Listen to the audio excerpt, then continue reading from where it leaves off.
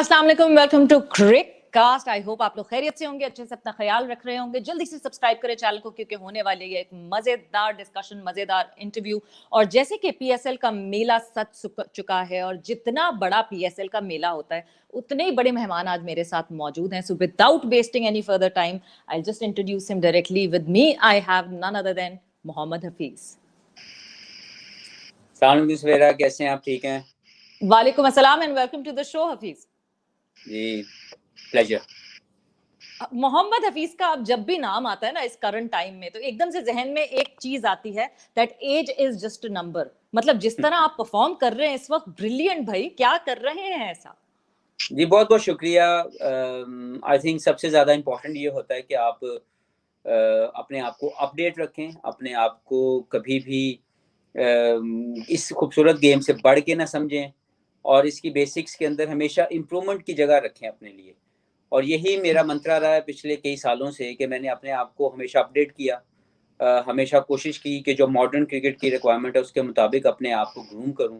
और हर दिन सीखने का जो शौक़ है, हर दिन जब मैं प्रैक्टिस करने जिस दिन भी जाता हूं वो मीनिंगफुल होता है। वो ऐसा नहीं होता कि मैं जाऊं और जाके बगैर सिर्फ टाइम पास करके वापस आ जाऊं। तो ये 2-3 चीज़ें ऐसी हैं जिसने, और obviously third part is that you need to have a good fitness, ताकि आपकी फिटनेस के इशू कभी भी आपके सामने ना आए। और कम्पीट करता हूँ अपने यंगस्टर्स के साथ फिटनेस के ऊपर, परफॉर्मेंस के ऊपर, और इन्हीं 2-3 चीज़ों को मेंटेन करता हूँ जिसकी वजह से परफॉर्मेंसेस बेहतर रहती हैं। सो यानी हार्ड वर्क तो है, वो तो जिस्त है इन सारी चीजों की, और साथ साथ फिर अडेप्ट करना। बट इस वक्त हफीज, अगर मैं टीम पाकिस्तान की बात करती हूँ तो आपका रोल और बहुत ज्यादा इंपॉर्टेंट हो गया वो इस वजह से क्योंकि जिस तरह यूथ और एक्सपीरियंस का मिक्स बन रहा है टीम में, so you are one of the most experience player जो हमारी टीम में है। तो अब आपके ऊपर ये जिम्मेदारी आ गई कि आप यंगस्टर्स को किस तरह ग्रूम करते हैं अपने साथ साथ खिलाकर। वैसे तो आपको सच्ची बताऊं कि यंगस्टर से हम सीखते हैं। आज के दौर के जो यंगस्टर्स हैं they basically have more ideas about the game of cricket. उनकी जो गेम के मुतालिक या मुख्तलिफ चीज़ों के अंदर उनके बहुत से ख्यालात और बहुत सी चीज़ें जो हैं वो डेवलप होके आते हैं। लेकिन ऑब्वियसली यू नीड एक्सपीरियंस, जिसमें मैं अपना पूरा रोल प्ले करने की कोशिश करता हूँ हर अपने जूनियर के साथ। उसको जो मॉडर्न क्रिकेट की अडॉप्टेशन है, जहाँ पे आपने पीछे नहीं रहना इन चीज़ों की, या एटीट्यूड, ज़्यादातर मेरी जो बात होती है अपने यंगस्टर के साथ वो एटीट्यूड को बढ़ाने की और जो अपने डिसिप्लिन की बेहतरी लाने की है, सेल्फ मैनेजमेंट करने की, उसके ऊपर ज़्यादातर मैं बात करता हूँ। क्योंकि मैं कभी भी किसी के टेक्निकल स्किल्स के अंदर इतना ज़्यादा नहीं जाता, लेकिन क्योंकि मैंने खुद अपना कैरियर और अपने साथियों को देखा है कि जो आपका डिसिप्लिन है, जो आपकी सेल्फ मैनेजमेंट है और आपका जो एटीट्यूड है, अगर ये सही डायरेक्शन में हो तो आप लेस स्किलफुल होने के साथ भी बहुत कुछ अचीव करते हैं। लेकिन अगर आप इन तीनों चीज़ों में मार खा जाएँ या इनमें किसी भी जगह पे आप अपने आप को बरतर समझें और इस खेल के डिसिप्लिन से आप थोड़े से दूर हो जाएँ, तो बहुत से स्किलफुल बंदे मैंने कुछ अचीव करते नहीं देखा। तो मैं कोशिश करता हूँ कि तमाम यंगस्टर्स को इन चीज़ों की जो अहमियत है उसके बारे में बता सकूँ। बाकी मैंने बताया आपको पहले कि आज के यंगस्टर से हम सीख रहे हैं। बट ऐसा कौन सा यंगस्टर है जो आपको लगता है कि जो बहुत तेजी से अडेप्ट करता है चीजें, मतलब सुनता है, रिस्पेक्ट करता है इस फैक्ट को कि हाँ जी, एक्सपीरियंस को कोई बीट नहीं कर सकता? यार सच्ची बताऊं तो मैं रिसेंट पास में जितने लड़के आए हैं, I am impress with the work ethics of Babar Azam. और मैं समझता हूँ कि जो उसकी कामयाबी हम सबको नजर आ रही है, उसके बिहाइंड द सीन उसकी सेल्फ मैनेजमेंट, उसके वर्क एथिक्स, उसकी हर दिन गेम की इम्प्रूवमेंट करने की जो जुस्तजू है, वही वजह है कि बाबर आजम ने पिछले 4-5 सालों में पूरी दुनिया को इम्प्रेस किया। और ये एक बड़ी मिसाल है हमारे आने वाली जनरेशन्स के लिए कि आपको कुछ रॉकेट साइंस या कोई गोलियां नहीं खानी। All you need to work hard in the field. इस गेम के साथ अगर आप मुंसलिक रहेंगे, इस गेम के साथ अगर आप इसको सीखने की हर दिन कोशिश करेंगे और अपना पूरा 100% जो आपकी कंसंट्रेशन है वो अगर आपकी खेल की इम्प्रूवमेंट की तरफ रहेगी, तो आप बाबर आजम या इससे भी बेहतर प्लेयर बन सकते हैं। तो थिंग्स आर वेरी सिंपल, लेकिन हम सब ने इसको मुश्किल बनाया हुआ है। और अगर हमारे सामने अगर कोई ऐसी मिसाल मौजूद है तो उससे सीखना चाहिए। तो बाबर आजम ने मुझे बहुत इम्प्रेस किया है in the last 4 years time, क्योंकि मैं उसके साथ खेल रहा हूँ। उसकी इवॉल्विंग होना, उसका एक बेहतरीन प्लेयर बनने का सारा प्रोसेस मैं देख रहा हूँ। अभी मजीद इंप्रूवमेंट की जरूरत है। टू बी वेरी ऑनेस्ट, आप किसी भी जगह पे अगर आप ये सोचें कि आप मेंटेन कर रहे हैं तो आप नीचे गिरते हैं, क्योंकि प्रोफेशनल लाइफ के कैरियर के अंदर या तो आप ऊपर जाते हैं या आप नीचे गिरते हैं, मेंटेनेंस कहीं पे नहीं रहती। तो Babar is one of those who works really hard in, जब भी उसको देखता हूँ he always have a good basics और उसके ऊपर काम करता है। अभी जो जितने लड़के मैंने अभी जो यंगस्टर्स देखे हैं, सब मुझे जिसमें बहुत ज़्यादा टैलेंट और बहुत ज़्यादा मुझे लगता है कि वो पाकिस्तान के लिए बेहतर प्लेयर साबित हो सकता है बैटिंग के अंदर, वो अब्दुल्ला शफीक है। मैं उसके बारे में पहले भी कह चुका हूँ और अभी भी मेरी अपनी असेसमेंट ये है कि वो पाकिस्तान के लिए 10 से 12 साल की एक फाइन प्रोडक्ट बन सकता है। अल्लाह उसको सेहत दे, अल्लाह उसके डिसिप्लिन के अंदर उसके कोई बिगाड़ ना आए, तो आई एम डेड श्योर कि वो 10 से 12 साल की इंटरनेशनल प्रोडक्ट बनेगी। मोहम्मद हफीज की प्रेजेंस से टीम में बाबर आजम को कितना फर्क पड़ता है, क्योंकि एक एक्सपीरियंस जरूरी होता है एक कप्तान के लिए, जो कि अभी एक नया कप्तान है, और उसको एक पुराना कप्तान हो, एक फॉर्मर कैप्टन साथ हो जो कि गाइड कर सके, एक सीनियर प्लेयर साथ हो जो गाइड कर सके।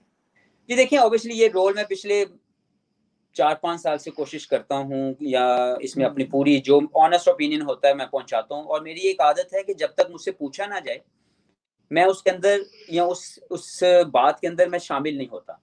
और इसीलिए मैंने पिछले 5 सालों में, पहले अजहर अली कप्तान बने, जब जब उसने मुझसे जो राय लेने की कोशिश की मैंने वो जरूर ऑनेस्ट ओपिनियन दिया। उसने माना या नहीं माना, दैट्स अ डिफरेंट स्टोरी, लेकिन मैंने अपनी कोशिश की कि जहां भी मुझसे पूछा जाए मैं अपनी राय दूं। फिर सरफराज आए, उन्होंने भी जब जब मुझसे जो कॉन्फिडेंस लेने की बात आ जाए, फैसला लेने में, क्योंकि एज ए कैप्टन समटाइम आप श्योर नहीं होते और आपको क्लैरिटी नहीं आ रही होती, वहां पे सिर्फ और सिर्फ एक थापी जो है वो आपके अगर बैक पे लग जाए और हम अगर उसको बैक कर दें तो that is enough for him. तो ऐसी बहुत सी सिचुएशंस आई हैं और मैं अभी भी यही कोशिश करता हूँ और आगे भी करूंगा जितना खेल रहा हूँ, कि मैं यंगस्टर्स को इवॉल्व करने में, एक बेहतर प्लेयर बनने में, जो मैंने अच्छा देखा और जो मैंने लोगों को या खुद मुझसे जो गलतियां हुई हैं वो मैं उन तक पहुंचाता हूँ कि यार ऐसा काम करने से आपकी कामयाबियों जो है वो कम होती हैं और ये काम करने से आपकी कामयाबियां ज़्यादा होती हैं, जो कि बाय एक्सपीरियंस हमने दूसरों को भी देखने के साथ हमने सीखा, वो आगे बताता हूँ। इसी तरह कप्तान अगर कोई भी बात पूछे तो मैं ज़रूर उसमें अपनी ऑनेस्ट राय देता हूँ। अभी बाबर भी मुझसे अक्सर फील्ड के अंदर या before the game pitch read करने के अंदर वो मुझसे जरूर पूछता है और मैं अपनी अपनी 100% कोशिश करता हूँ। जब वो पूछे मैं उसके लिए हमेशा हाजिर होता हूँ। न्यूजीलैंड का टूर बहुत मुश्किल होता है, बहुत टफ होता है, पहला टूर होगा बाबर आजम का एज कैप्टन। हफीज, तीनों फॉर्मेट की कैप्टनसी करनी है बाबर आजम ने, आपको लगता है कि वो ये प्रेशर हैंडल कर सकेंगे? देखें, मैं इसके बारे में फैसला तो या कोई कमेंट तो नहीं कर सकूंगा, बट ऑब्वियसली पाकिस्तान क्रिकेट का बेहतरीन परफॉर्मर है, पाकिस्तान की क्रिकेट की कंफर्म प्लेस उसके साथ मुंसलिक है कि अगर वो टीम के अंदर है तो वो परफॉर्मर बनता है, क्योंकि आई वांट समवन जो पाकिस्तान के लिए परफॉर्मर हो और वो लीड करे, क्योंकि आपकी लीडरशिप के लिए आपकी अपनी परफॉर्मेंस का होना बहुत जरूरी है। अगर आप सिर्फ टॉस के ऊपर बेस कर रहे हैं कि मैं कप्तान हूं और आपकी अपनी पर्सनल परफॉर्मेंस कहीं पे खड़ी नहीं होती, तो बेसिकली ये आप अपनी रिस्पेक्ट अर्न नहीं करते। तो एक परफॉर्मर का कप्तान बनाना एक अच्छी सोच है। आई एम श्योर कि वो इसके लिए रेडी होगा और वो इसको लेके अपनी तमाम जिम्मेदारियों को निभाने की पूरी कोशिश करेगा, और हम सब ने उसकी कोशिश करनी, उसकी उस कोशिश के अंदर उसकी मदद करनी है ताकि वो जल्दी इस रोल के अंदर ग्रूम हो जाए और बेहतरीन रिजल्ट्स लेके आए, क्योंकि एंड ऑफ द डे जो अच्छा होगा वो पाकिस्तान के लिए अच्छा होगा। और न्यूजीलैंड के हवाले से जो आपने बात की, मैं जाती तौर पर मेरी पसंदीदा जगह न्यूजीलैंड है। वैसे भी जब मैं कभी वहाँ पे जाता हूँ मुझे बहुत ज़्यादा मज़ा आता है वहाँ की नेचुरल ब्यूटी देख के, लोग बहुत अच्छे हैं। लेकिन अदर पार्टीज के मैं पर्सनली न्यूजीलैंड की जो क्रिकेट है, जो वाइट बॉल क्रिकेट जब मैं वहाँ पे खेलता हूँ, मेरे ख्याल में पूरी दुनिया के सबसे बेहतरीन बैटिंग ट्रैक्स जो हैं वो न्यूजीलैंड में मिलते हैं। और अगर आप वहाँ पे एडजस्ट कर जाएं वहाँ के बाउंस के साथ, तो आप खुद कुछ शॉटें ऐसे मारते हैं और आप कहते हैं कि ये मैंने मारी है, क्योंकि वहाँ पे पेस आती है आपके बल्ले के ऊपर। और पर्सनली मैं पेस जब बल्ले पे आती है तो आई पर्सनली लाइक इट।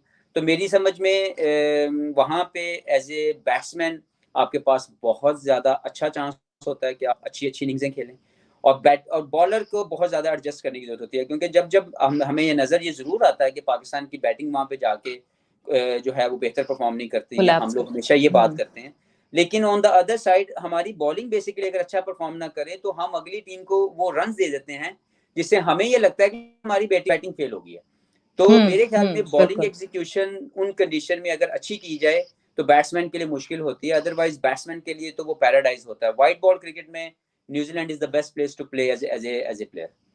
बिल्कुल, शॉर्टर बाउंड्रीज, बार-बार न्यूजीलैंड की यही बात की जाती है कि शॉर्टर बाउंड्रीज हैं, जो प्लेयर डट के खेल रहा होता है वो फिर जम के रन्स भी बनाता है। ये हफीज, पीएसएल सीजन 5 हाथी निकल गया था, दुम रह गई थी और अब वो दुम फिर से शुरू हो रही है। लाहौर कलंदर्स की मैं अगर बात करूं, सबसे पहले तो आपकी जो जिस इस वक्त जो माशाल्लाह से फॉर्म लगी हुई है, दैट इज ब्रिलियंट। उसके बाद शाहीन शाह अफरीदी, हारिस रऊफ, ये वो 3 आप लोग पिलर्स हैं लाहौर कलंदर्स के। इस दफा चैंपियन बनती हुई दिखती है लाहौर कलंदर। देखिए, ऑब्वियसली हमारा एक अच्छा सेटअप है, लड़के फॉर्म में हैं। बेन डंक इज वन ऑफ दोज जिसने पिछले सीजन जब हमारा ये ब्रेक आई थी तो उसमें बहुत शानदार उसका मोमेंटम था। फ़खर जमान ऑब्वियसली वो एक ऐसा प्लेयर है, जब वो खेलता है तो बहुत अच्छा खेलता है और बहुत शानदार उसकी बारी जो है लगती है। But still having said that, आपको एज ए टीम अच्छा खेलना है, क्योंकि मेरे नज़दीक इस वक्त तमाम टीमें एक जगह पे आके इकट्ठी हो गई हैं और किसी के पास भी कोई ऐसा मोमेंटम मौजूद नहीं है कि जैसे एक टूर्नामेंट चल रहा होता है तो आप मोमेंटम से आगे निकल जाते हैं। लेकिन ऑब्वियसली जो क्वालिफाइड खेलने वाली टीमें हैं, जो फर्स्ट और सेकंड खेल रही हैं, उनके पास ऑब्वियसली बहुत ज़्यादा जो है वो पॉजिटिव, उनके पास ये चांस होता है कि अगर वो कुछ गलती भी कर दें तो उनके पास सेकंड ऑप्शन मौजूद है। लेकिन from eliminator to go up, you really need to play well as a team. किसी एक इंडिविजुअल की वजह से आप पूरा टूर्नामेंट इस वक्त नहीं जीत सकेंगे। 3 के 3 मैच जीतने के लिए आपको बहुत अच्छी क्रिकेट खेलनी पड़ेगी। और इस तरह की स्टेज के ऊपर जो मोस्ट इंपॉर्टेंट रोल प्ले करता है वो करता है कि एज ए प्लेयर आप कितने क्लियर हैं अपने अपने प्लान्स को एग्जीक्यूट करने के लिए, क्योंकि डाउटफुल रह के अगर आप एक भी मिस्टेक करेंगे तो वो कॉस्ट करती है आपकी अपनी परफॉर्मेंस को, टीम की परफॉर्मेंस को। तो आई एम श्योर कि नॉकआउट स्टेज के ऊपर जो सबसे इंपॉर्टेंट पार्ट या सबसे इंपॉर्टेंट इंग्रेडिएंट जो है वो आपकी क्लैरिटी है टू एग्जीक्यूट द स्किल्स। वो जो टीम अच्छा करेगी as a bowling unit, as a batting unit, उसके पास ज्यादा बेहतर चांसेस है। और ऑब्वियसली हमारी टीम अच्छी है, मैच विनर मौजूद हैं, एंड आई विश कि हम लोग अच्छा खेलें एज ए टीम और हम लोग इस मुश्किल स्टेज से, क्योंकि एलिमिनेटर से ऊपर जाना एक मुश्किल स्टेज है, उस स्टेज से हम लोग एक क्लियर प्लान के साथ एग्जीक्यूट करें और हम लोग आगे तक जाएं इंशाल्लाह। इंशाल्लाह। कैसा कैंप पे माहौल है? आखिरी सवाल है आपसे। जी अच्छा, अभी ज्वाइन किया है ऑब्वियसली, हम लोग तो पाकिस्तान टीम के साथ थे, अभी टीम के साथ ज्वाइन किया है। Obviously same feeling back again, तमाम प्लेयर्स को एक मिलना और एक वो जो फॉरनर और लोकल प्लेयर्स का जो तड़का लगता है, वो आपस में जो एक बॉन्डिंग आपकी डेवलप होती है वो दोबारा से डेवलप हुई है। तो आई एम श्योर कि हर लड़का इसके लिए इंतज़ार कर रहा था और अपनी बेहतर परफॉर्मेंसेस के साथ टीम को जितवाने की कोशिश करेगा। पाकिस्तान में इस टूर्नामेंट का पूरा होना एक बहुत बड़ी कामयाबी है, क्योंकि ब्रेक के बाद दोबारा से सबको इकट्ठा करना, दोबारा से रीग्रुपिंग करना तमाम प्लेयर्स की, बहुत ज़्यादा जो है एफर्ट्स हैं पाकिस्तान क्रिकेट बोर्ड की और ऑब्वियसली प्लेयर्स के हवाले से भी।